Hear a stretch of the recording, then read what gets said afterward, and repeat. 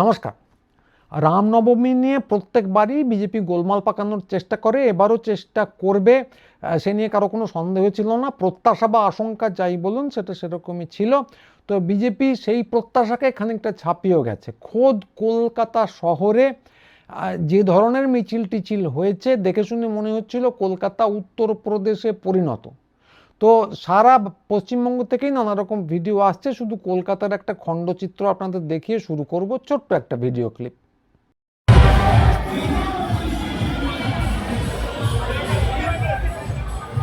বুকে লাগছে, বাঁচে তো, হ্যাঁ বুকে লাগছে।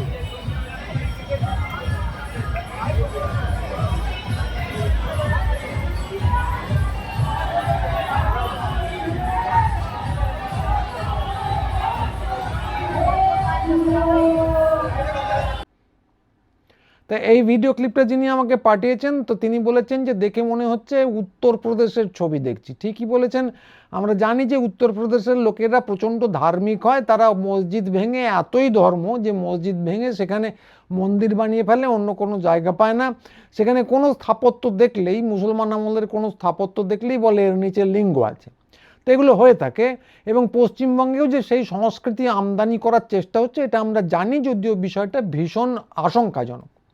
তো এর থেকেও আশঙ্কাজনক ব্যাপার হচ্ছে মালদা এবং মুর্শিদাবাদে, বিশেষ করে মুর্শিদাবাদে সেখানে যে চিত্র দেখা গেল সেটা ভয়ানক। সেখানে একদম টার্গেট করে হাতে ওয়াকি টকি নিয়ে মিছিল করে সংখ্যালঘুদের দোকানপাট ইত্যাদি ভাঙচুর করা হয়েছে। সে নিয়েও অনেকগুলো ভিডিও এসছে, একটা আপনাদের ছোট্ট করে দেখিয়ে নিই। আমাদের এখন সব দোকান ভাঙাভাঙি চলছে। এই শালাকে মার, এই শালাকে মার, এই শালাকে মার, এই শালাই, এই শালাই পোকা চোদা, এই চোরের বাচ্চা, এই সেন্ট্রাল ফ্যানকে মারে না, চোরের বাচ্চাকে হটাও শালাকে।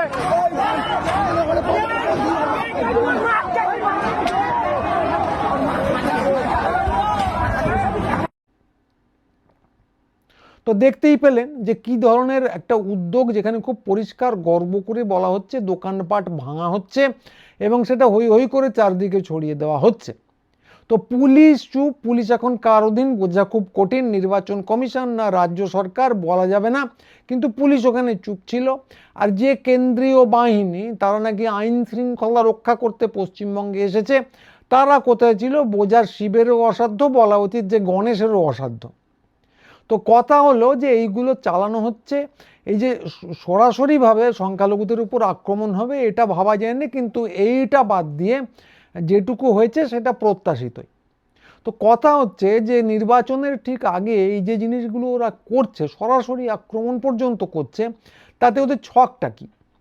তো আপাতত আমার যে পর্যবেক্ষণ এবং চারদিক থেকে দেখে যৌক্তিক যে পর্যবেক্ষণ, সেটা খুব সোজা। ওদের অনেকগুলো ছক আছে, একটা না।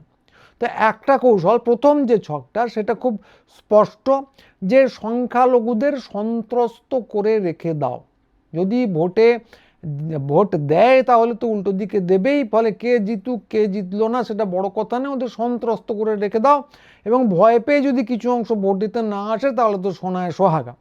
এটা একদিক থেকে সোনায় সোহাগা, আর অন্য দিক থেকে হচ্ছে এইভাবে সন্ত্রাস তৈরি করলে একটা চূড়ান্ত ধর্মীয় মেরুকরণ তৈরি হবে, এবং একই সঙ্গে একটা বড় অংশকে, সংখ্যালঘুদের একটা বড় অংশকে যদি ভোটার তালিকা থেকে বাদ রেখে দেওয়া যায় তাহলে একটা ফল ফললেও ফলতে পারে। তো কতটা বাদ দেওয়াতে ওরা সক্ষম হচ্ছে সেটা নিয়ে ধোঁয়াশা তৈরি করে রাখা হয়েছে এবং এখনো হয়ে চলেছে। আগের দিন বেরিয়েছিল প্রথম সাপ্লিমেন্টারি, গত রাতে দ্বিতীয় সাপ্লিমেন্টারি বেরিয়েছে। তাতে বিভিন্ন বুথ থেকে আমরা যে খবর পাচ্ছি যে সমস্ত সংখ্যালঘুরা বাদ গিয়েছিলেন, মানে আন্ডার অ্যাডজুডিকেশন বা বিচারাধীন ছিলেন, তাদের বেশিরভাগ অংশটাই ফেরত আসেনি বা অনেকটা বড় অংশ। কিন্তু বিভিন্ন বুথ থেকে পাওয়া খবর সামগ্রিক চিত্রটা হাতে নেই, ফলে ধোঁয়াশাটা কিন্তু এখনো বজায় রাখা হচ্ছে। তো ফলে কতটা বাদ রাখা হচ্ছে তার উপরে সাফল্য নির্ভরশীল হলেও ওরা জানে কতটা বাদ রেখেছে, আমরা সেটা জানি না। এবং একই সঙ্গে কেন্দ্রীয় বাহিনী মার্চ করছে এবং খবর পাওয়া যাচ্ছে যে জায়গায় জায়গায় তারা লোকজনকে ধরে জিজ্ঞাসা করছে যে তারা ভোটার তালিকায় আছেন কিনা। এটা তাদের এখতিয়ারভুক্ত একেবারেই নয়, তবুও এটা করছে, এবং পুরোটাই একটা সন্ত্রাসের আবহাওয়া তৈরি করার জন্য। তো এই যে পুরো যে চিত্রটা বললাম সবটাই এই ছকের অংশ। তো এতে একদল সন্ত্রস্ত হবেন, বিরক্ত হবেন, কিন্তু তাদের একটা দল হয়তো ভয়ে পেয়ে যারা সন্ত্রস্ত হয়ে গেলেন ভোট দিতে যাবেন না, আবার যারা বিরক্ত হলেন তাদের একটা বড় অংশ ভোট দিতে চাইলেও তাদের বিরক্তি প্রকাশ করতে পারবেন না, কারণ তাদের একটা বড় অংশের নামই হয়তো তালিকা থেকে বাদ। উল্টো দিকে এই ধর্মীয় মেরুকরণ যেটা তৈরি করার চেষ্টা করা হচ্ছে সেটা যদি তীব্র করা যায় তাহলে কিন্তু সংখ্যাগুরুর একটা বড় অংশের ভোট বিজেপির বাক্সে জমা হবে, বিশেষ করে মুসলমান অধ্যুষিত যে জেলাগুলো সেটাতে সব ক্ষেত্রে সেটা হয়নি।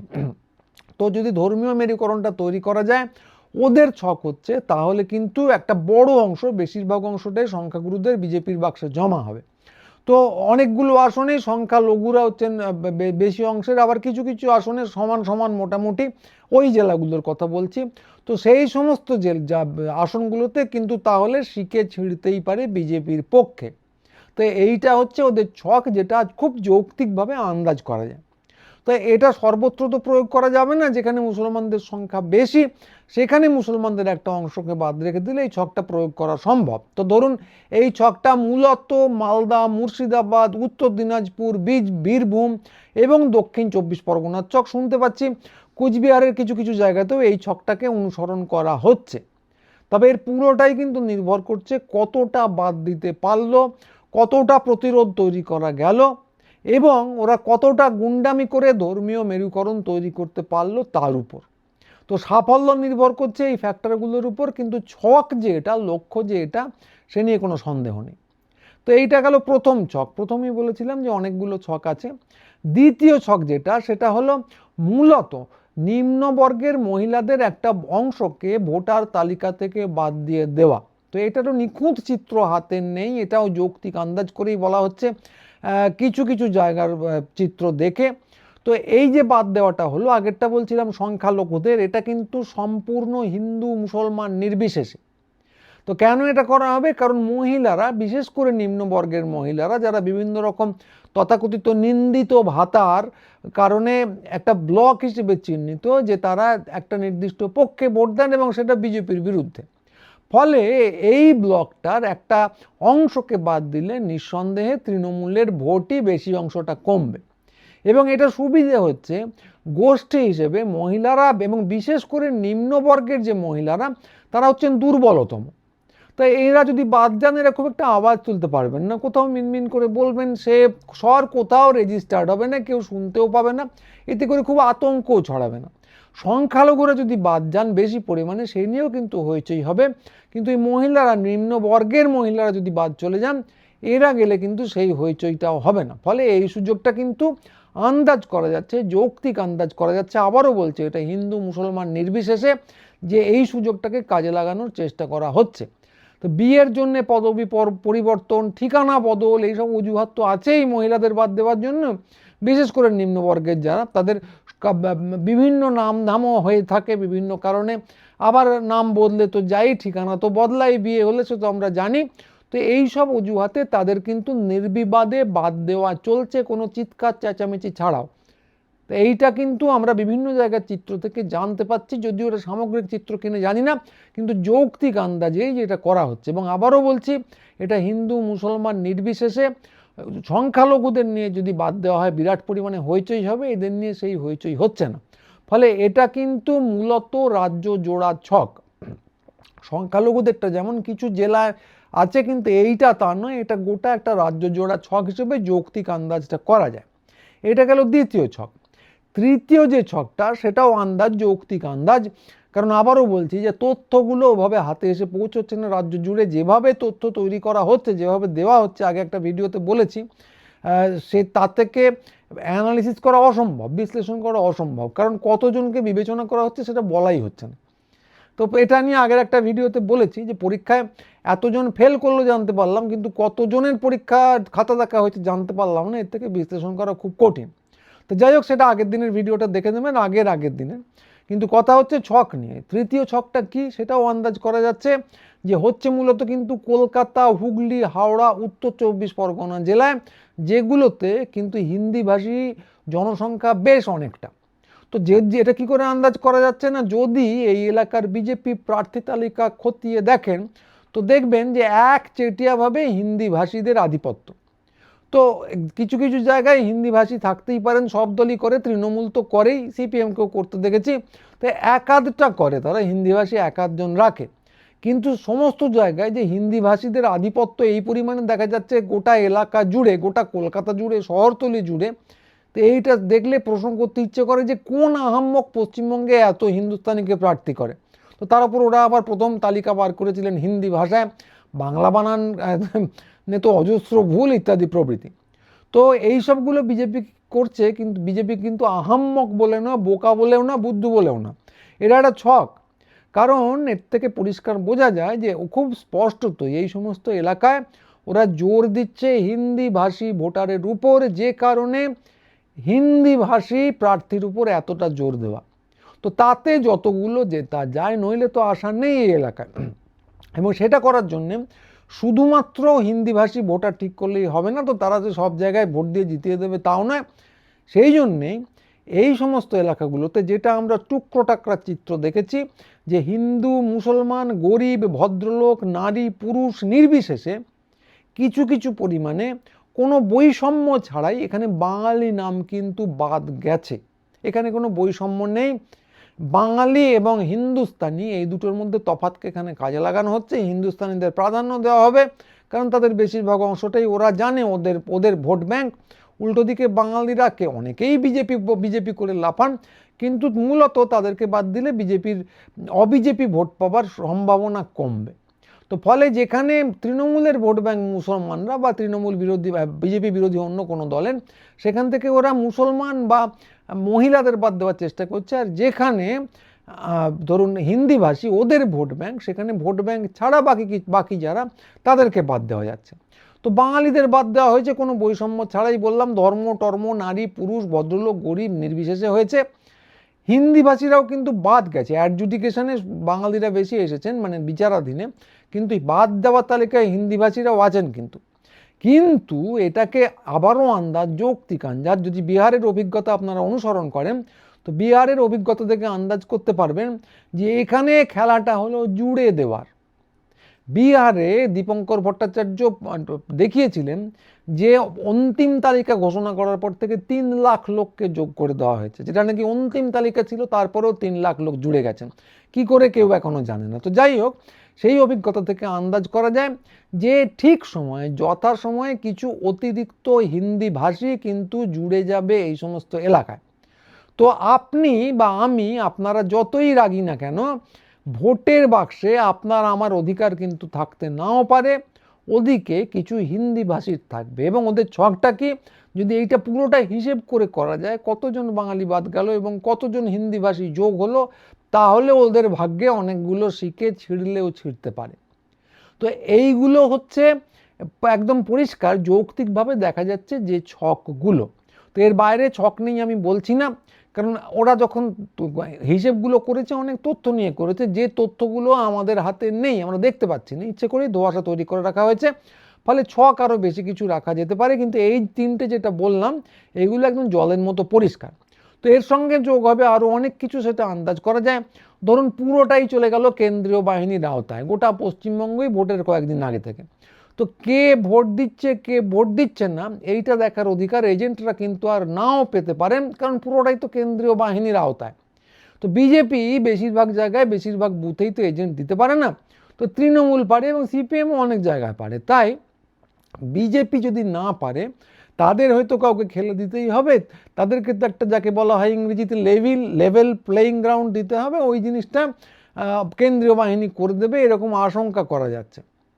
তো এইটা হলে ওদের এজেন্ট না থাকলে ওদের কাজ করার মতন লোকজন কিন্তু থেকে যাবেন। এবং বিহারে এই অভিযোগ শোনা গেছে যে কেন্দ্রীয় বাহিনী কিন্তু বকলমে বিজেপির হয়ে কাজ করেছে, সেই ধরনের লোকজনকে নিয়ে আসা হয়েছে। এবং আমরা খবর পেলাম, একটা খবরের কাগজে বেরিয়েছিল যে কয়েকজন কেন্দ্রীয় বাহিনীর সদস্য গিয়েছিলেন ইফতারে, তাদেরকে সাসপেন্ড করা হয়েছে। ওদিকে আমাদের প্রিয় গণেশবাবু, তিনি অফিসিয়াল ভিজিটে এসেছিলেন কলকাতায়, তিনি গেলেন কালীঘাটের মন্দিরে, সেটা তিনি দিলেন তাদের অফিসিয়াল টুইটারে এবং ফেসবুকে ছেড়ে সেই ছবি।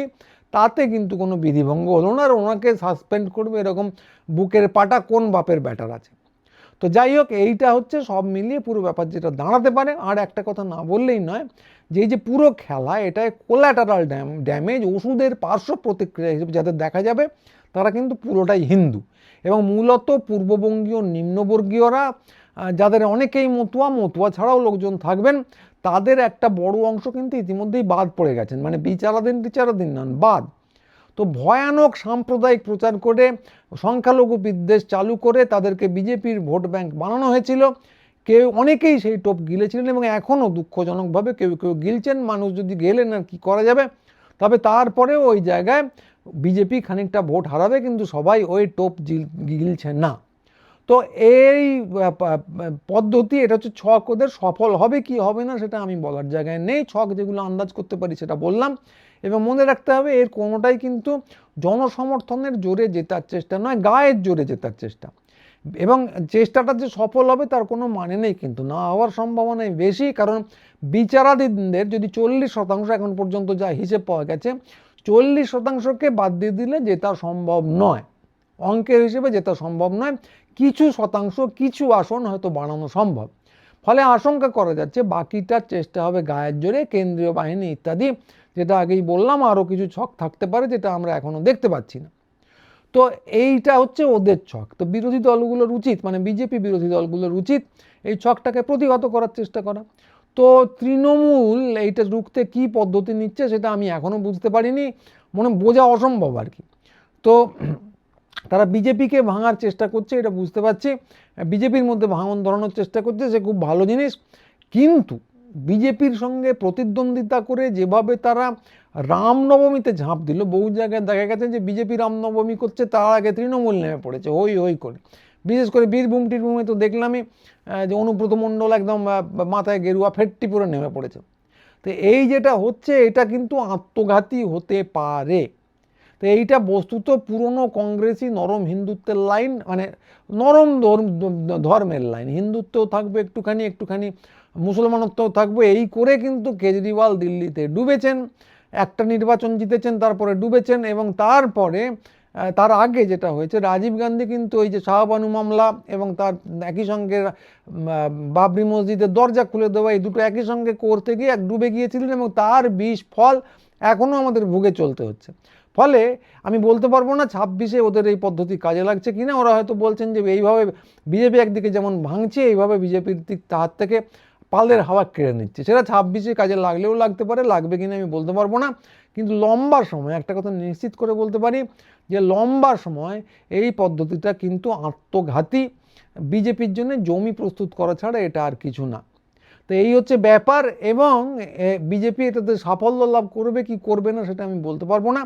কিন্তু যেটা মাথায় রাখতে হবে, যদি সাফল্য লাভ করে, যারা বাদ গেলেন, তো ধরুন আমি আগের দিনই হিসেব দিয়েছি, যদি 40% বাদ যান তাহলে কিন্তু সংখ্যাটা অনেক। যদি 10 লাখ যদি ধরে নিই বাদ যারা গেছেন, তাদের মধ্যে 10 লাখ ঠিক নেই, এবং 25 লাখ যদি বাদ যান, 35 লক্ষ মানুষ কিন্তু বাদ চলে যাবেন অন্তত, যারা একদম বৈধ ভোটার, বাপ পিতামহ এদেশে মানুষ হয়েছেন। তাদের কি দশা হবে বিজেপি ক্ষমতায় এলে, সেটা তাদের এবং তাদের পাড়া প্রতিবেশীদের একটু ভেবে দেখতে হবে। এদের কিন্তু মাথায় ডি ভোটার, আসামের মতো ডি ভোটার, ডাউটফুল ভোটার হওয়ার আশঙ্কা নাচছে। যারা যেতেও পারেন ডিটেনশন ক্যাম্পে, সবই কিন্তু সম্ভব। বিজেপি ক্ষমতায় এলে এসব হতেই পারে। ফলে এই জিনিস যাতে না হয়, সেটাকে রক্ষার কাজ আমাদের প্রত্যেকের করা উচিত। আমি তো বলেই চলেছি, আশঙ্কাটা কিন্তু ভয়ানক বাস্তব। এখনও পর্যন্ত বাদ চলে যাওয়ার নিয়ে যা আশঙ্কা প্রকাশ করেছি তার অনেকগুলোই ঠিক হয়েছে, এবং যা আশঙ্কা প্রকাশ করতে পারিনি সেগুলো অনেকগুলো দেখা গেছে হচ্ছে। কারণ সত্যি কথা বলতে কি, ভোটার তালিকা নিয়ে এই যে 2 নম্বরই হবে লজিক্যাল ডিসক্রিপেন্সি, এটা কেউই আন্দাজ করতে পারেনি। ফলে বিজেপি কি করতে পারে কি করতে পারে না তার আন্দাজ আমাদের কাছে কিন্তু এখনও নেই। ফলে এটা নিয়ে প্রত্যেকের সতর্ক থাকা দরকার। এই ভিডিও যারা দেখলেন সতর্ক হন, সবার কাছে ছড়ান, ভিডিওটা হাইপ করুন, লাইক করুন, এই চ্যানেল সাবস্ক্রাইব করুন, ভিডিও চতুর্দিকে ছড়িয়ে দিন, বন্ধুবান্ধবদের দেখান, আমাদের সঙ্গে যোগাযোগ রাখুন, আমাদের দোকানে আসুন। পুটিরামের উল্টো দিকে যোগাযোগ তৈরি হোক, আমরা হয়ে উঠি একটা সমস্যা। তো আজকে এইটুকুই, সবাই ভালো থাকবেন। পরের ভিডিও নিয়ে খুব তাড়াতাড়ি আবার আসবো। নমস্কার।